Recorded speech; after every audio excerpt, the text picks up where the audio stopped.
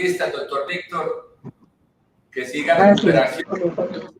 Muy buenos días. César, Juan, un saludo. Muy buenos días para todos, espero que estén muy bien. Profe, Jonathan, un saludo para ustedes y para todos los que están conectados. Bueno, ya el doctor Víctor nos ayudó a hacer pues el saludo. Nos tocó, porque la que iba a moderar el panel era la doctora Viviana, pero no se puede presentar porque tenía un compromiso inaludible. Entonces vamos a hacer la moderación sin saberlo mucho, pero vamos a hacer el inicio de esta moderación del panel. El panel tiene una convocatoria que habla de la reactivación económica y movilidad. Hemos tenido el día de ayer y el día de hoy unas conferencias, unos mensajes muy claros, tanto para el transporte como para las autoridades. Debemos de confluir y debemos de unir voluntades en pos de la calidad del servicio para los ciudadanos y para las ciudades que hacen parte de este territorio. Así las cosas, yo le quería dar inicio pues al doctor Víctor, porque ya escuchamos al doctor Jonathan, como políticas de ciudad-región, las escuchamos y enseguida las ampliamos. Al doctor Víctor le damos la bienvenida para que él nos dé el estribo para iniciar con este panel. Muchísimas gracias.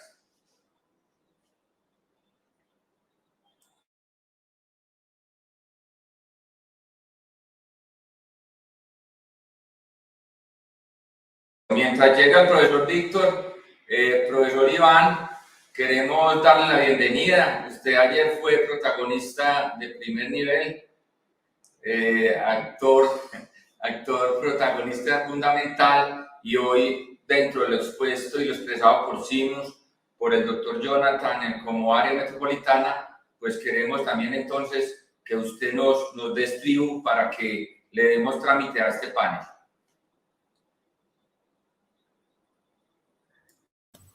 Sí, muchas gracias. Buenos días a todos.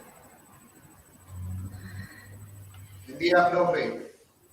Bueno, el tema de la reactivación tiene muchas aristas, ¿no? Por un lado, el gobierno nacional está con una política de inyectarle dinero a la economía a través de el apoyo a la banca, el apoyo a ciertos sectores golpeados, al transporte masivo hasta ahora, con las reformas que ha hecho para que le llegue dinero a los transportes masivos en déficit.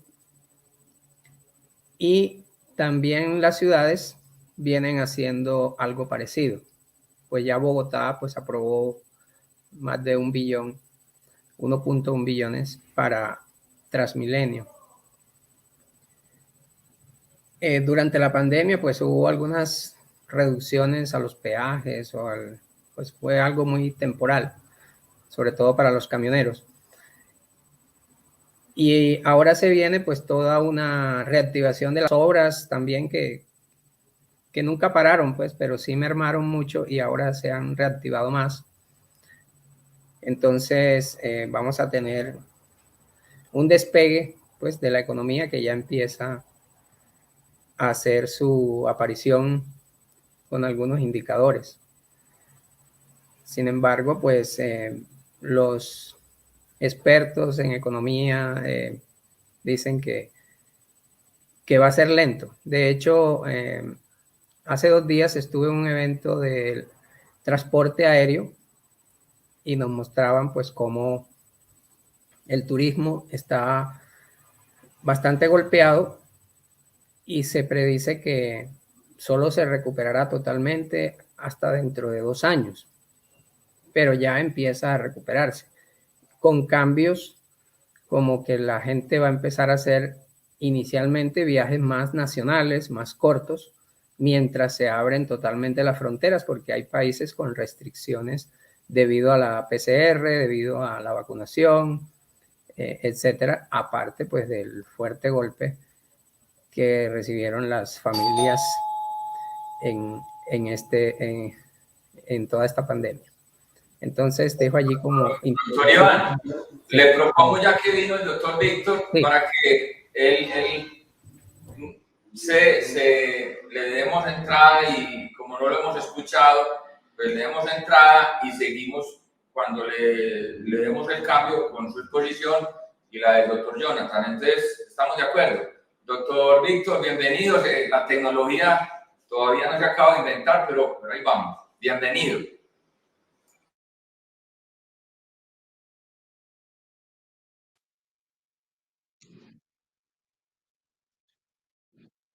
Pero bueno, aquí estamos. Un saludo, como les decía ahorita, para todos. Felicitarlos porque creo que han sido 2 días muy valiosos. Poner temas complejos sobre la mesa creo que es lo más valioso que tienen este tipo de encuentros, y que realmente sea una comunicación pública verdadera, donde no sea solamente expertos, academia, sector público exponiendo las posiciones, sino que los actores reales tengan la oportunidad de participar, preguntar, debatir con respeto si es el caso.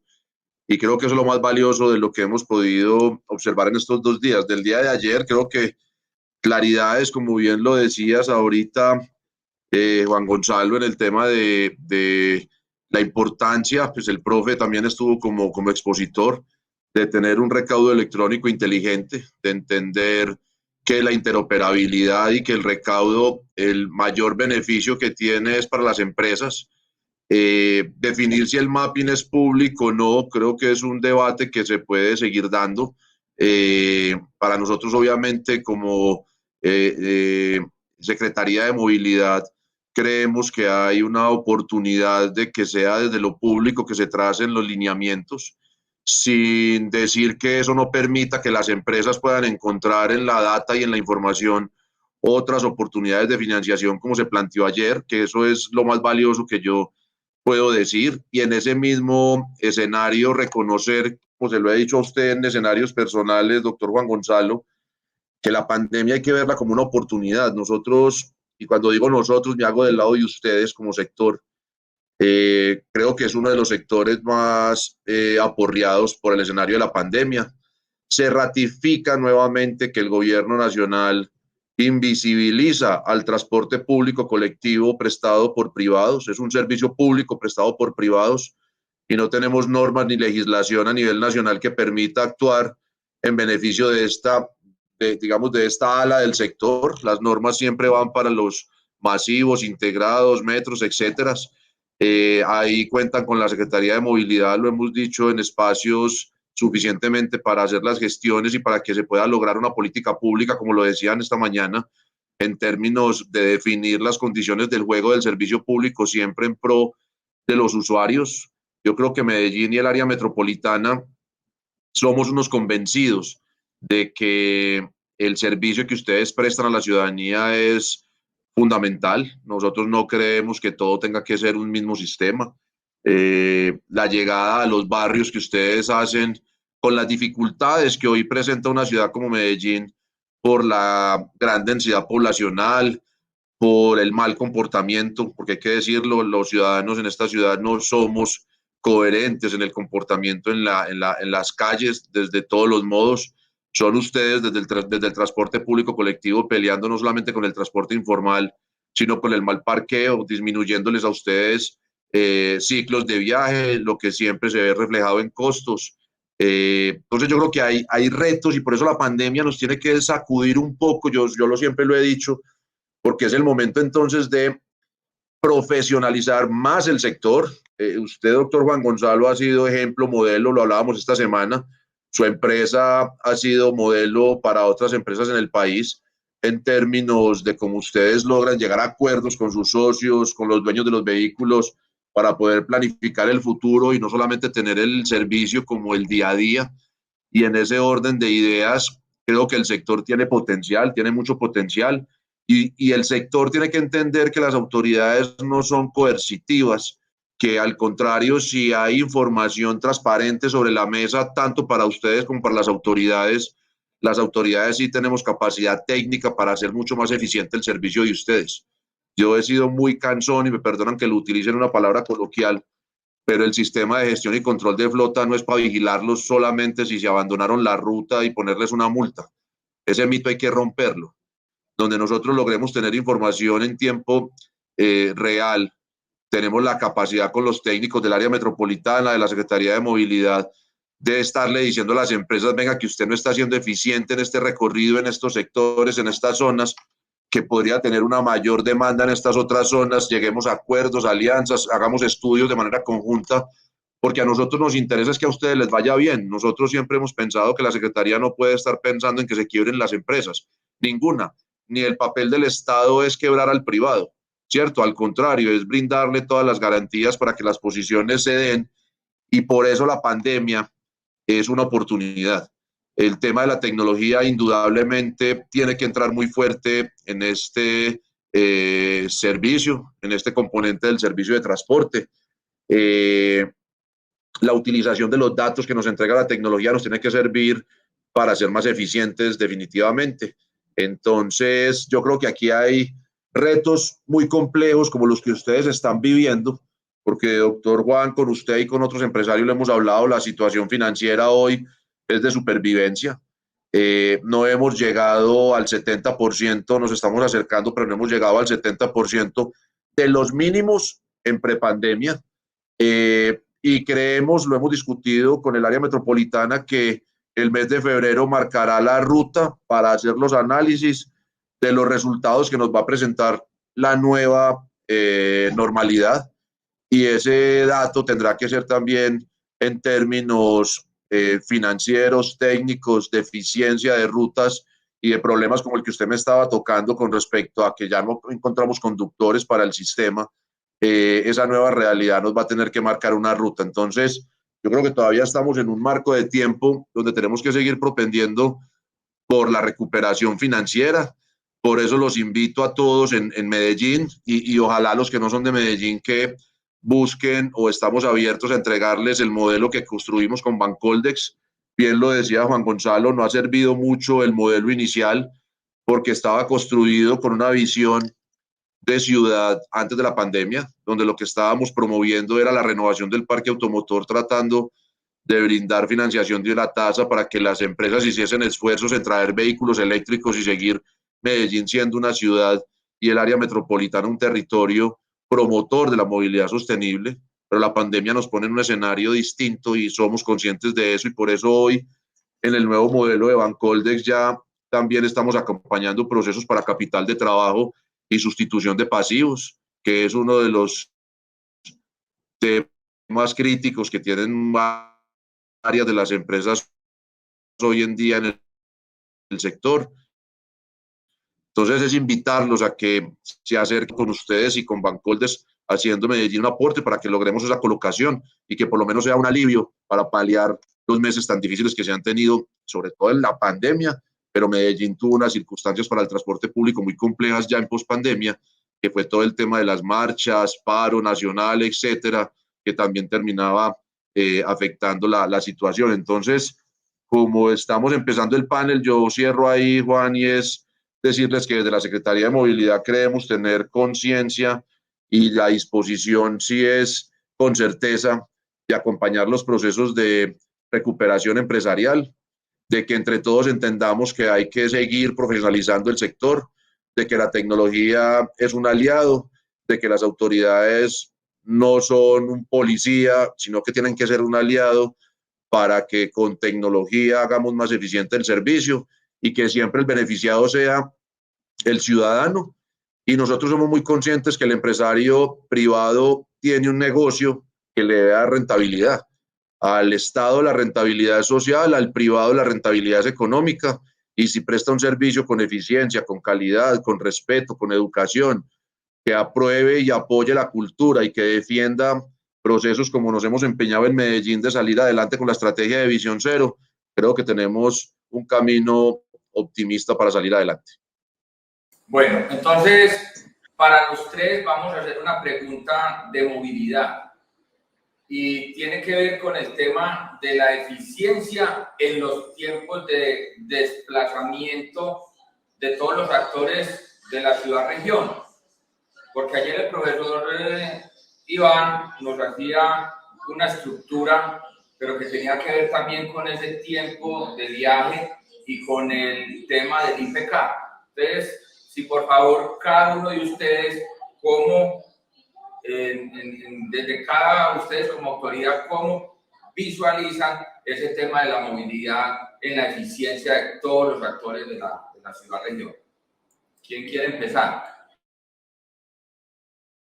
Doctor Jonathan, tiene la palabra. Bueno, Juan Gonzalo, muchas gracias.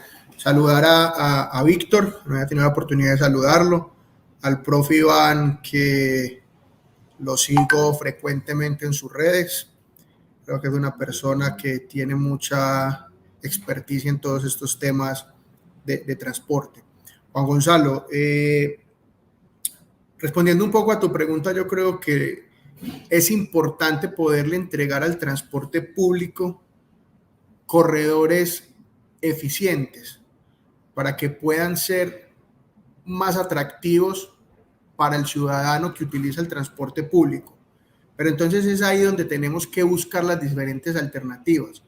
Yo te lo pongo desde el área metropolitana, donde venimos avanzando en buscar unos modelos o unos medios alternativos de transporte, en donde se desincentive ese uso del vehículo particular. No es satanizar el uso del vehículo particular, porque creo que tampoco se trata de eso, sino es de buscar un uso eficiente, un uso racionalizado de este y poder entregar corredores mucho más eficientes en tiempos para el transporte público.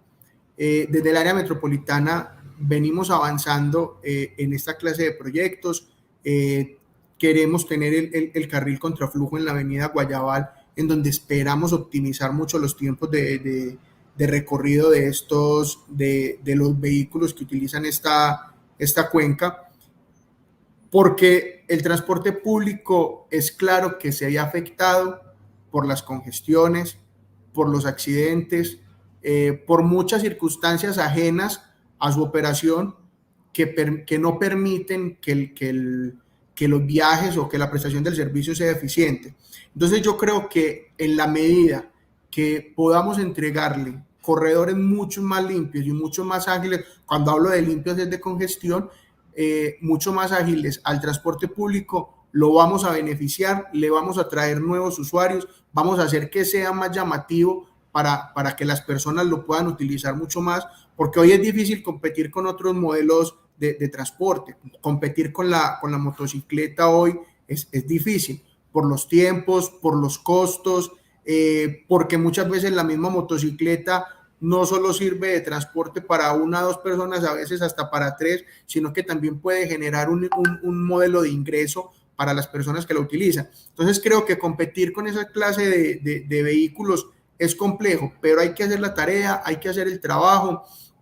Yo quiero hacer una reflexión recogiendo unas palabras de Víctor y del profe, en donde la reactivación económica hoy viene siendo para el ciudadano y para unos gremios, pero yo me hago la pregunta y la dejo en la mesa. La reactivación económica hoy también es para el sector transporte. Hoy lo podemos ver, no ha llegado al 70%. Creo que una vez se supere el tema de la pandemia o entremos en pospandemia, lo hemos conversado con ustedes, creo que aquí hemos tenido espacios donde lo hemos podido conversar, lo hemos conversado con el Metro de Medellín, en donde la realidad no va a ser más del 80%, porque hoy las características de cómo las personas se están moviendo, de cómo las nuevas realidades se están afrontando, van a generar cambios en esa movilidad, van a generar cambios en los desplazamientos de las personas. Entonces yo creo que hay que ser consecuentes con esto, yo creo que hay que acompañar más al sector transporte, y es como lo dice Víctor, nosotros como autoridad no podemos ser un policía, nosotros como autoridad tenemos que ser ese aliado, acompañar el sector y acompañar el gremio en buscar distintas alternativas que puedan prestar o que puedan ayudar a mitigar esas pérdidas que ustedes hoy han tenido.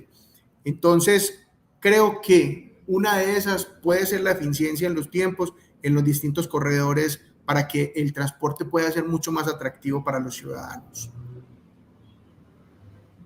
Para el doctor Víctor y luego el doctor Iván con el mismo tema.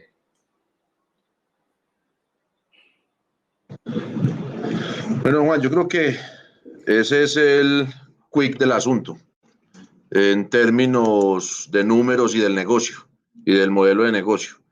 Pero para definir cómo ser eficientes en términos de kilómetros recorrido versus tiempos de viaje, lo primero que tenemos que entender es en dónde estamos. Y por eso esta no es una solución que se preste o se brinde solamente desde movilidad. Aquí hay que tener muy claro el modelo de ocupación de ciudad. Yo creo que la ciudad ha sido, no digo una administración, digo la ciudad, ha sido incoherente en respetar y cumplir el modelo de ocupación que tiene desde el plan de ordenamiento territorial. Y aquí todos somos responsables y todos, también hablo de empresas, Juan, porque te digo que cuando hablamos de la ocupación en las vías, el plan de ordenamiento territorial dice que las empresas tienen que tener los depósitos o los patios para los carros, pero cuando ustedes como privados van a hacer una inversión, van a ver el uso y el mismo plan de ordenamiento territorial prohíbe que ustedes compren unas casas, unas manzanas para demolerlas y tener patios. Entonces, esa es una primera incoherencia. La segunda es que el plan de ordenamiento territorial invierte la pirámide de la movilidad, le da prioridad al peatón, de segundo pone al ciclista y de tercero pone al transporte público.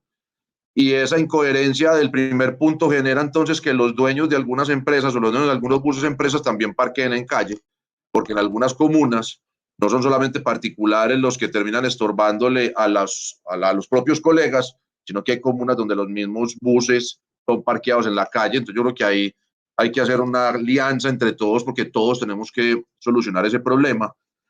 Pero si la ciudad armara el debate real en términos de movilidad, no nos tendríamos que estar desgastando más si ponemos pico y placa, si no ponemos pico y placa. Si el problema son los particulares, yo siempre he dado esta cifra, Juan, el 17% de la población del Valle de la Aburrá tiene el 67% del parque automotor. Eso es en el estudio de la encuesta Origen-Destino que hizo el área metropolitana. Solamente el 17% de la población tiene el 67% del parque automotor. Y a nivel metropolitano se hacen 1.700.000 viajes a pie. Y en Medellín se hacen 1.167.000. Es el modo de movilidad de mayor porcentaje antes del transporte público que tiene la ciudad. O sea que esta ciudad tendría que ser coherente en términos de movilidad. Y si nosotros logramos garantizar que esa cantidad de viajes se mantengan y que los viajes de transporte privado se migren al transporte público colectivo, al transporte público individual y al masivo, y cuando hablo de transporte público individual hablo de taxis, creo que hacia allá tiene que ser. Entonces nosotros tenemos que hacer es vías con preferencia real para el transporte público. Tenemos que hacer campañas de viaje seguro como las que estamos proponiendo desde la Secretaría de Movilidad para que los usuarios entiendan cuáles son los riesgos que asumen viajando en piratas, porque es que ellos son los que están asumiendo riesgos. Y con las empresas lograr unirnos, porque es que Jonathan tocaba el tema de las motos, y yo creo que Medellín y el resto de ciudades nos tenemos que unir, nosotros como Medellín por un problema ambiental, pero el resto de ciudades por lo que significa la cantidad de motos y a los precios que entran a este país, que son motos que en otras localidades o en otros países europeos ya no pueden vender, porque son motos que ambientalmente no cumplen los estándares. Este país tiene que migrar a ese nivel y que el sector de las motos también empiece a entender que también hace parte de la solución a los problemas ambientales y del fenómeno de calentamiento global de este país. Esas acciones con toda seguridad le van a apuntar fuertemente a que tengamos índices de kilómetro carril mucho más beneficiosos para el transportador. Mientras nosotros logremos, obviamente que desde la Secretaría de Movilidad tenemos que decir que hemos hecho esfuerzos, tenemos unidades específicas para hacer control, pero nosotros con 500 agentes no tenemos la capacidad de hacer el control que necesita esta ciudad. tenemos que hacer más cultura para que la gente entienda que la vía, la calzada, ese espacio público, no es de unos pocos. Por eso hay zonas de estacionamiento regulado, que el que quiera utilizar el espacio público va a tener que pagar por utilizar esas zonas de estacionamiento de espacio público. Entonces creo que ahí hay retos grandes de esos que hay que construir con mirada de largo plazo, no con miradas de una sola administración, y que van encaminados, como les decía al principio, para cerrar con el tema de la tecnología. Y ayer ustedes lo discutieron claramente. El recaudo electrónico, si me voy solamente al proceso de ustedes, pues les garantiza el 100% del recaudo real a ustedes como empresas y van a saber realmente cuál es el negocio que tienen. Porque ninguno de ustedes ha tenido la capacidad de estar montado en todos los buses, porque no tenemos ese don, recaudando a todo el mundo que se sube. Entonces yo creo que ni ustedes como sector conocen cuál es el verdadero 100% del potencial, por el que se sube por la puerta de atrás, por el que te dice te doy la mitad y me subo por encima del torniquete, etcétera, etcétera, etcétera. Acciones que son normales en el desarrollo del transporte público colectivo con sus usuarios. El día que tengamos recaudo electrónico, todo el mundo va a pagar, vamos a conocer los verdaderos números del sistema, vamos a poder explotar con los datos otras modalidades de recursos como lo expusieron ayer, pero también vamos a poder saber cuáles son las rutas más eficientes y cuáles rutas definitivamente tienen que tener mejoras para poder cubrir demandas reales y que el kilómetro, el indicador del kilómetro en términos de recaudo sea mucho más eficiente para ustedes. Entonces, creo que es un tema importante, hay mucho que cortar. Mi mensaje final es, no lo solucionamos solo desde movilidad. Creo, señores, que esto es un tema de modelo de ocupación, un tema cultural. Entonces, ahí el sector, cuando estamos hablando en los planes de ordenamiento territorial, tiene que ser protagonista en escenarios propositivos. Gracias, doctor Víctor. Le damos entonces la palabra al profe Iván.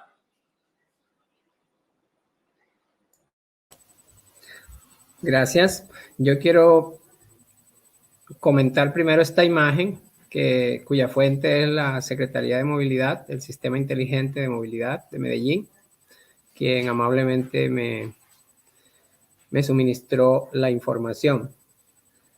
Ahí también las gracias para el doctor Víctor. Esta es la variación que ha tenido el tráfico comparando 3 años, el 2019, que son las barritas azul fuerte, azul oscuro, las más altas, que era el año que no teníamos pandemia. Luego el 2020, que son las barras en azul claro. Y aquí voy a ir señalando cómo fue la variación. Si ven esta flechita del ratón, pues entonces en enero, primeras 4 semanas, ya se había recuperado el tráfico. Prácticamente en las primeras 3 semanas fue similar al que había habido en el 2019.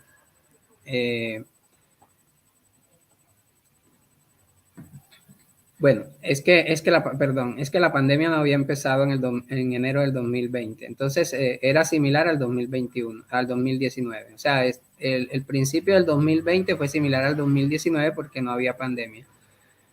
Cuando llega la pandemia, en marzo, se da esta caída en las barras azul claro, que fue cuando llegamos a estos niveles que el tráfico descendió a casi el 30%, o sea, se redujo más de un 60% el tráfico en Medellín.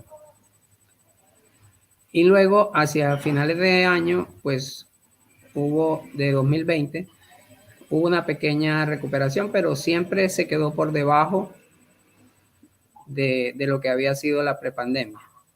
Eso, pues, permitió que también se empezara a hablar de un pico y placa más leve, porque había espacio, digamos, había un margen de espacio vial para circular.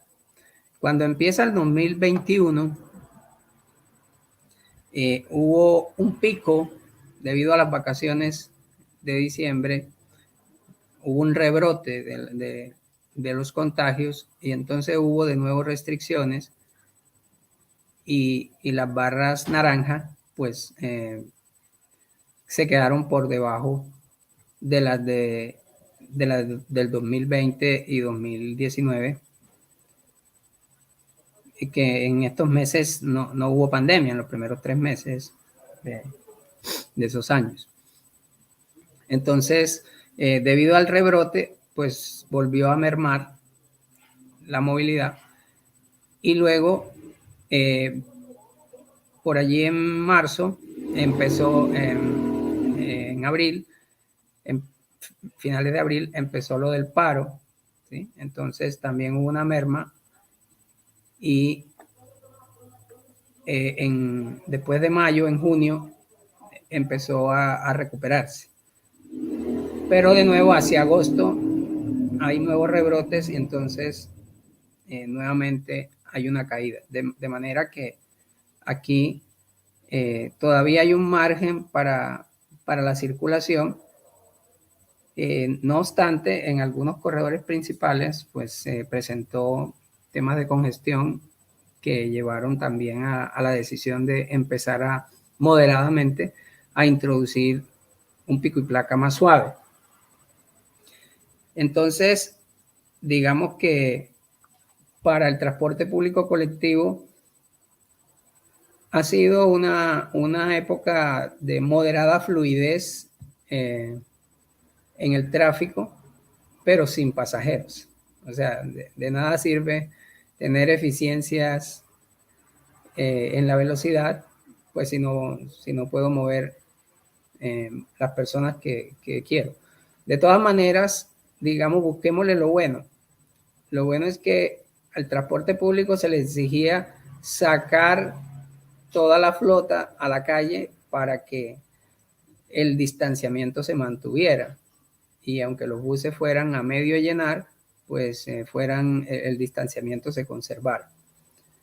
Pero estas ganancias de velocidad pues permitieron que ellos con menos flota pudieran hacer las mismas vueltas, y en ese sentido pues no gastar tanto como si hubieran gastado si la congestión se hubiese mantenido alta. Pero ya a mitad de año pues empezó esta barrita, que ya aquí no tengo más datos, desde la semana de 31, que son ya esto es agosto, ya no tengo más datos, pero agosto ya estas barras naranjas empezaron en algunos corredores a alcanzarse las azules, y ya la congestión empezó a notarse nuevamente. Entonces, en este momento, si quieren ya podemos dejar de compartir. En este momento, pues, la situación está volviendo a sus cauces normales en cuanto a tráfico. Por un lado, pues, por la reactivación, por un lado, que el pico y placa pues no es tan severo, y bueno, que eso en cierto modo pues también lo agradece la economía, porque la gente está buscando cómo salir adelante, cómo sacar la cabeza de nuevo de este golpe tan fuerte. Pero como ya lo decía el subsecretario y Jonathan, hay que empezar a establecer las prioridades, ¿no? del transporte público, y a quitar esos vehículos mal parqueados, y a quitar esos obstáculos que tienen para la velocidad. En el tema de carga, que ya lo comentaba Jonathan, pues también ir buscando acuerdos con los transportadores de carga para que pueda haber alguna distribución nocturna. No total, pero sí en un porcentaje pequeño. Por ejemplo, si se lograra que de un 10 a un 20% de las cargas se trasladaran hacia la noche, la distribución hacia la noche, pues eso permitiría mayor fluidez durante el día. Y hay que mirar cuáles son los sectores que obtendrían un gana-gana con eso. Y eso ya serían unos acuerdos entre privados pero la autoridad pues debe promoverlos. Me Listo, refiero a acuerdos entre gracias, profe. transportadores. Sí, el tiempo es corto, pero entonces tenemos unas preguntas que nos llevarían a reactivación económica y movilidad para que le demos trámite, César, a las preguntas de los participantes en sala, que tenemos preguntas de Bogotá, de Cali, de Río Negro y de nosotros mismos acá en la región. Bueno, como usted lo dice, presidente, y dándole gracias a los panelistas, voy a tratar de sintetizar porque son muchas preguntas y hay algunas que quiero resumir, y es en el sentido de esta pregunta que hacen directamente desde Río Negro, que tienen el temor, y es la siguiente.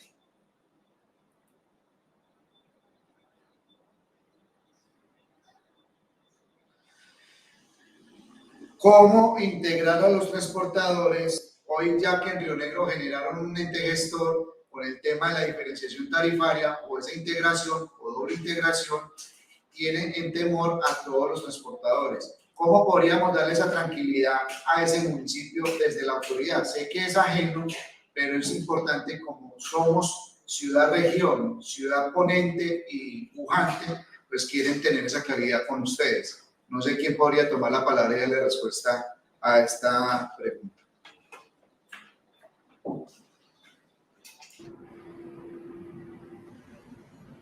Jonathan, tiene la palabra. Regálame, qué pena. ¿Me puede repetir la última parte de la pregunta?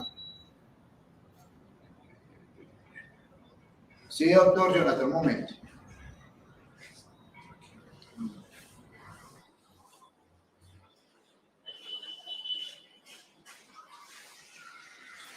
Se dice que desde Río Negro entran en operación con un sistema centralizador y que les están obligando a llevar ahora doble integración dentro de la tarifa.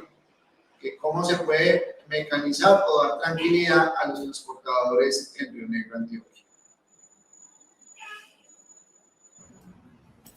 Bueno, pues yo pienso que más que dar tranquilidad a los transportadores, es poderles decir que inclusive desde la composición tarifaria que tenemos en el área metropolitana, siempre hemos tenido esta doble integración, ¿sí? En donde buscamos generar menos costo al usuario, pero donde queremos entregarle también una porción a cada uno de los transportadores que hacen parte de esta cadena.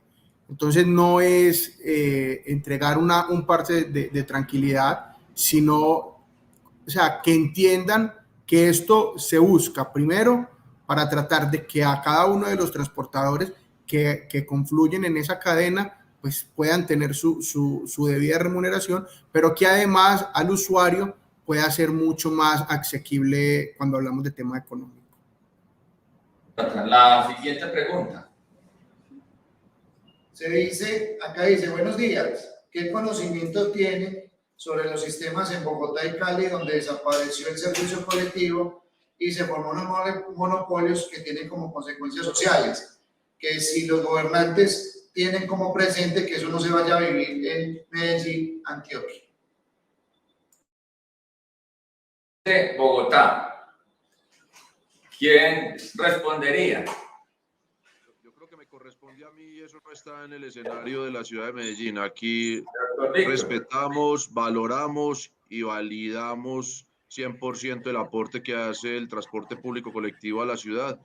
No está en el plan de desarrollo, no están los planes de la ciudad en este momento. Muy bien. Para los colegas o las personas que preguntan de Bogotá y Cali, pues Medellín entendió, y su ciudad región metropolitana entendió que no se podía dar el lujo de que un sistema absorbiera al otro, sino que los dos sistemas se complementaran.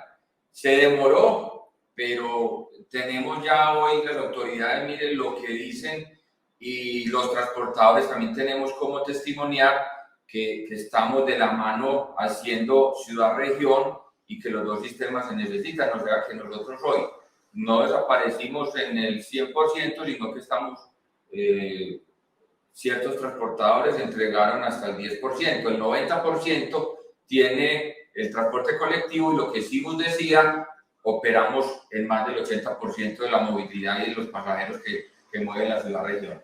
Siguiente pregunta, César. Voy a sintetizar dos preguntas y esta sería directamente para el área metropolitana.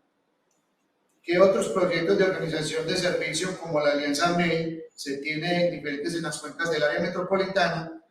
¿Y cuándo estaría el carril contraflujo de la cuenca 4?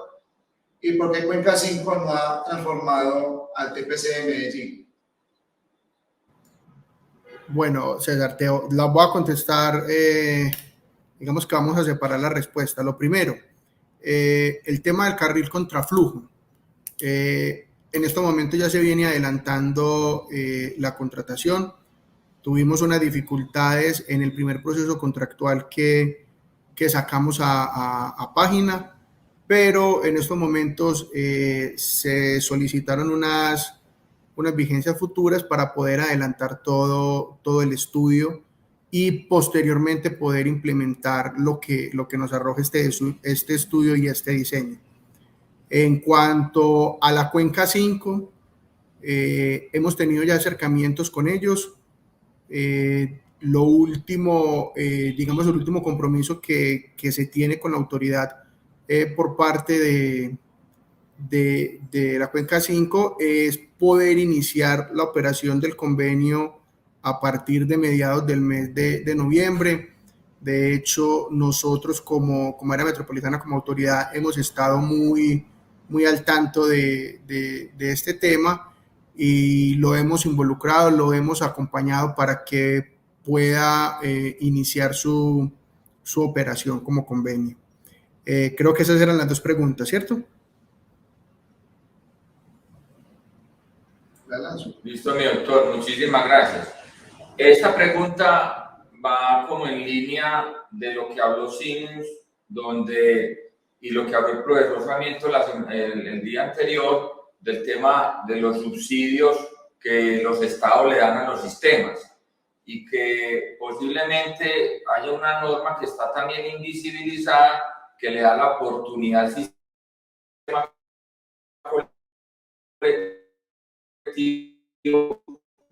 Doctor Jonathan, dice así, pregunta, doctor Jonathan, si bien el área metropolitana viene subsidiando el sistema masivo y los privados que prestan el servicio alimentador en las cuencas 3 y 6, ¿será posible extender dichas ayudas al TPC, donde si bien se reconoce como modelo de Colombia, el esfuerzo ha sido solo de los propietarios?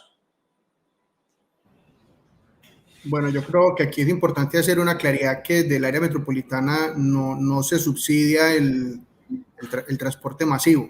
O sea, nosotros no entregamos ningún subsidio al transporte masivo. De hecho, pues hemos hecho los primeros acercamientos con ustedes, los transportadores del transporte colectivo, con el fin de buscar alternativas y poder presentar al gobierno nacional distintos medios para obtener algunos subsidios para el transporte público colectivo. Pero desde el área metropolitana como autoridad no tenemos ningún subsidio al transporte masivo. Doctor Jonathan y doctor Víctor, tal vez es como cultura general darle una ampliación al tema del FED. Si bien es cierto lo que usted dice, que el área metropolitana no subsidia, pues hay un FED, un Fondo de Estabilización de la Tarifa, que sale para los privados que por licitación se ganaron la operación. Entonces, ese tema, pues lo entiende la base como si estuviera subsidiando. Una pequeña claridad ahí con el famoso FED. Bueno, bueno, a ver, el FED es un tema que está dentro de las formas de subsidiar el transporte masivo. En estos momentos es una obligación, digamos, lo contractual que tiene el municipio de Medellín con el metro y con los concesionarios. Yo le doy la palabra a Víctor para que profundice un poco en este tema. En esto hay que ser pragmáticos, compañeros. El transporte público colectivo hoy no tiene subsidios, como bien lo dicen. Ustedes son privados, en un modelo de negocio privado que les debe dar plata, ¿cierto? Si pretenden subsidios, hay que hacer un desarrollo legislativo donde el Estado empiece a ser parte del negocio de ustedes. Esa es la única forma. Entonces también creo que el debate no es solamente decir, venga, entrégueme subsidios, así como lo hacen con el masivo, porque el masivo tiene el control parte del Estado. Entonces ustedes ceden parte del control de sus empresas, ceden parte del control de su negocio. El debate hay que abrirlo, y si esa es la voluntad, el debate hay que llevarlo a un escenario nacional, porque hoy sí hay herramientas, y en eso tenía claro, tenía certeza lo que decían en la presentación. La ley del plan permite financiar sistemas de transporte, y cuando habla de financiar sistemas de transporte, no está excluyendo, ¿cierto? Lo que pasa es que las leyes muchas veces requieren de otras leyes que las reglamenten, y ahí es donde para el tema del transporte público colectivo tendríamos que armar un debate e irnos de manera conjunta hacia el gobierno nacional, porque recursos como los recaudados en vía pública, zonas de estacionamiento regulado, la contribución por servicios de parqueadero, los recursos propios, si se tienen las entidades como lo hace Medellín con el FED. Hay que decirle a los compañeros que nos escuchan es que Medellín paga la diferencia entre la tarifa técnica y la tarifa usuario del sistema masivo, y como las cuencas 3 y 6 hacen parte del masivo, ¿cierto? En ese escenario que ahorita Juan Gonzalo explicaba, que la ciudad se dio cuenta tarde, pero que se dio cuenta que había que trabajar de manera articulada y no tratando de absorber un modo al otro. Esas cuencas 3 y 6 fueron parte de ese aprendizaje y son parte de ese aprendizaje, pero son parte del sistema masivo. O sea, tienen una concesión, pero el dueño de la concesión o el concedente es el Estado. Entonces es el negocio del Estado, digámoslo así. Pero la ley sí tiene otras formas. O sea, ya hay con qué. Lo que habría que desarrollar es cómo sería el tema empresarial, cómo sería el tema legal para otorgar subsidio al transporte público colectivo, y a eso creo que tenemos que estar abiertos en el país donde todavía tengan estos modos de transporte. El doctor Iván, ¿algo para anexar ahí? Y si no, para una última pregunta y cerrar este panel para darle continuidad a los dos restantes que nos faltan por evacuar. Bueno, sí, el tema pasa por una revisión legal, ¿no? de cómo se pueden dar esos subsidios. Yo entiendo, sin ser abogado, que la ley permite que los alcaldes o las autoridades den subsidio a la demanda, es decir, a los pasajeros, y no directamente al operador. Por ejemplo, se ha hecho con el tiquete estudiantil, el tiquete de la tercera edad. El alcalde Petro en Bogotá bajó las tarifas 400 pesos en Oravalle durante su parte de su periodo. O sea, tenemos ese tipo de ejemplos donde ha habido ayudas directas o indirectas a segmentos de la demanda, pero no se le da el dinero al operador. De todos modos, eso es una ayuda para que la demanda suba y para que los transportadores ganen. Lo otro, pues ya lo que decía el doctor Víctor, pues habría que pasar a revisar legalmente si la manera de entregarle dineros al sector transporte sería cambiando la modalidad de permisos por contratos de concesión como los que hace el masivo, o sea, por licitación, como pues en las ciudades que tienen este tipo de contratos. Por ejemplo, Brasil hace contratos, en Londres hace contratos con los privados. Y con esos contratos establecen unas reglas de cómo se entregará el dinero a cambio de unos indicadores de productividad, de eficiencia, de pasajeros movilizados, etcétera. Entonces les dan incentivos para que ellos puedan bajar sus tarifas y de esa manera cubrir sus costos, como veíamos ayer. Muchas gracias. Oigan, para darle trámite a la última pregunta, yo le digo a los participantes de la sala, a los inversionistas del transporte, a nuestros colegas, que es un gran reto. Hoy el conocimiento que nos dio Simus, pues nos dio pues como la puerta o el camino para trasegarlo, de que de nosotros pueden salir las propuestas para el gobierno, de cómo lo podríamos hacer para lograr que este sistema que maneja el 80% más de los usuarios, pues sea también tenido en cuenta, así como el masivo. Estará en nosotros como líderes, estará en ustedes como los que nos respaldan, para que podamos seguir teniendo industria. Yo le doy trámite a César para que haga la última pregunta y dándole las gracias al doctor Víctor, al doctor Jonathan, al profe Iván, por haber aceptado nuestra invitación y por darle realce a este 8º Foro Nacional del Transporte. Muchísimas gracias. César, la última pregunta. Sí, esta pregunta debe ser construida entre los tres por lo siguiente. Actualmente el transporte público colectivo tiene una demanda de pasajeros, ¿cierto? Y el municipio se ha hablado sobre el tema de transformación de vehículos eléctricos. ¿Cómo compensar la falta de esa demanda debido a las dificultades generadas por post-pandemia?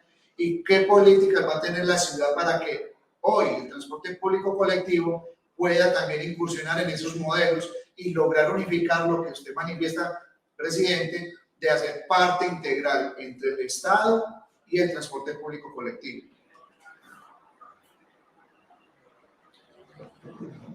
Inicio yo. Sí, vale, no. Nosotros, lo primero es lo que expuse digamos, en la primera parte de la participación.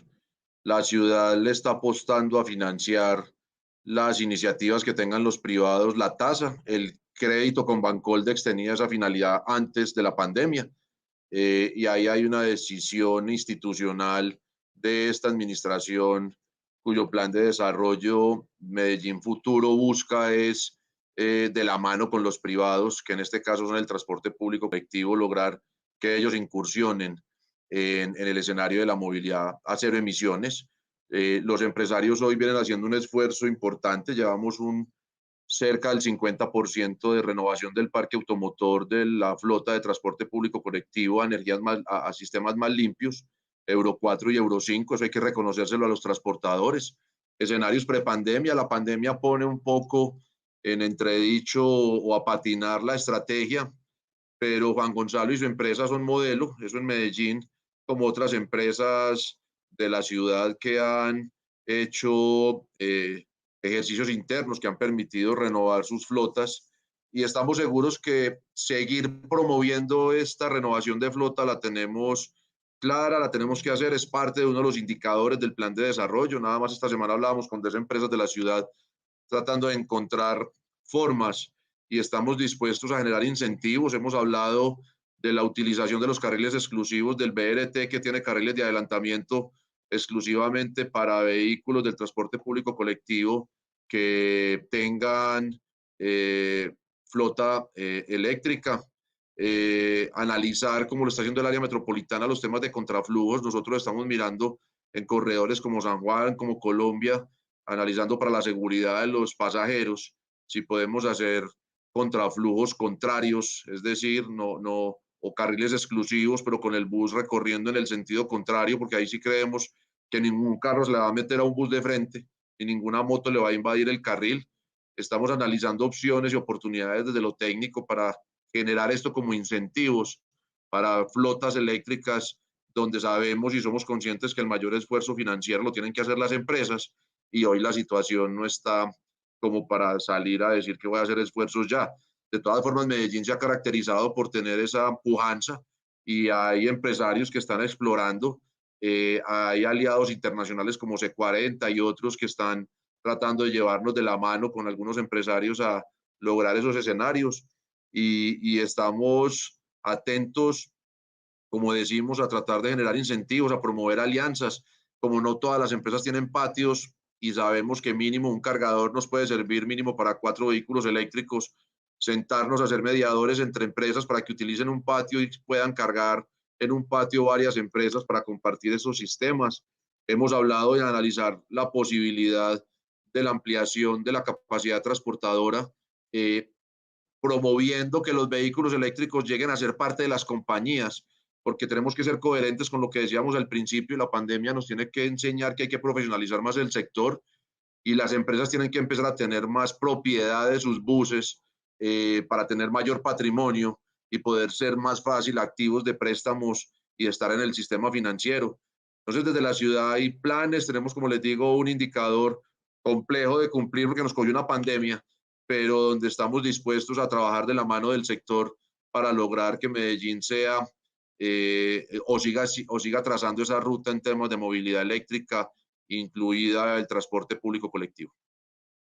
El doctor Iván y el doctor Jonathan, aquí en la escala que tengo, muy resumido para darle trámite y cumplir nosotros con nuestros compromisos y en el tiempo que tenemos acá en sala. Doctor Iván y doctor Jonathan. Sí, hay que construir una nueva cultura del vehículo eléctrico en cuanto a talleres, reparaciones, repuestos. Creo que estamos empezando y hay que ir con paso firme y tomando todas las medidas para que no vaya a haber parálisis debido a que, digamos, no haya los componentes suficientes para los vehículos. Esto seguramente los proveedores pues ya lo tendrán contemplado y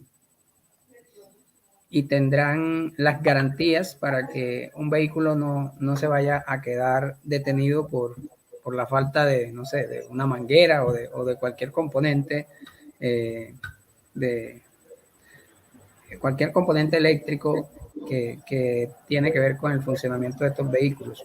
Lo mismo que los cargadores que ya comentaban. Por otro lado, también hay que pensar en las fórmulas financieras para ver cómo el mayor costo del vehículo eléctrico se puede meter dentro de la tarifa y de pronto encontrar algunas fuentes de financiación, por ejemplo, en la tasa ambiental del área metropolitana, que eso tal vez nos lo pueda comentar el señor Jonathan, que el área metropolitana pues recoge un dinero de la tasa ambiental, que creo que es parte de esos dineros se destinan, por ejemplo, a Encicla, y asimismo se podrían destinar indirectamente a financiar vehículos eléctricos. También podría haber aportes de empresas privadas que se quieran sumar a la reducción de la huella de carbono o a la reducción del cambio climático. Entonces, habría que pensar fórmulas ingeniosas para eso. Listo, profe Iván. Este es un abreboca, lo seguiremos invitando tanto las autoridades como nosotros a seguir construyendo conocimiento para que en últimas ganemos todos los que vivimos en esta ciudad, región y en Colombia. Doctor Jonathan, para que concluya.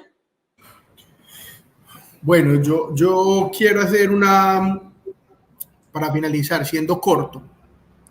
Nosotros desde el área metropolitana tenemos claro que la renovación de la flota es indispensable, es necesaria.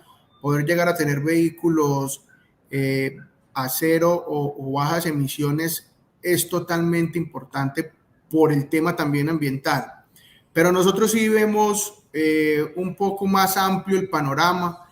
Nosotros no nos queremos encasillar, por decirlo de alguna manera, el vehículo eléctrico. Nosotros estamos apostándole más a una canasta energética en donde puedan confluir distintos modelos. Sabemos que el eléctrico hoy todavía es costoso, que como lo dice tanto el profe Iván como Víctor, nos cogió una pandemia. Hoy la economía de las empresas del transporte no podrían migrar directamente hacia esta tecnología eléctrica. Entonces yo creo que es importante abordar el tema de una canasta energética, de tener distintas alternativas con el fin o en busca de poder tener estos vehículos de baja o cero emisiones que le puedan aportar a la sostenibilidad del medio ambiente. Para concluir, por último, la pregunta que hace el profe Iván, frente a la tasa ambiental, precisamente esta sobretasa ambiental se debe utilizar en proyectos o estrategias encaminadas a la sostenibilidad del medio ambiente. Es por esto que de ahí se sacan recursos para el programa de bicicletas públicas y posiblemente se podría, digamos, abordar o revisar la posibilidad que de ahí se puedan tener algunos recursos, algunos incentivos para esta clase de renovación de la flota. Bueno, muchísimas gracias al doctor Jonathan, al doctor Víctor y al profe Sarmiento por haber participado de nuestro 8º Foro Nacional del Transporte, y desde la distancia un abrazo y nos seguimos viendo ya presencialmente. Muchísimas gracias. Muchas gracias.